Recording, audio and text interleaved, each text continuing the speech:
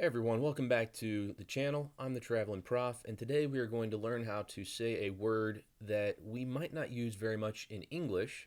I've chosen to say porridge, but this is actually a word that I decided we needed to learn based off of what I experienced in Ukraine and then came into English with it, not something that we use in English and then coming into Ukraine. I don't know if that made any sense, but how to say the word porridge. каша, каша, This word is very simply kasha, and it's a very important food in Russia, Ukraine, Eastern Europe in general.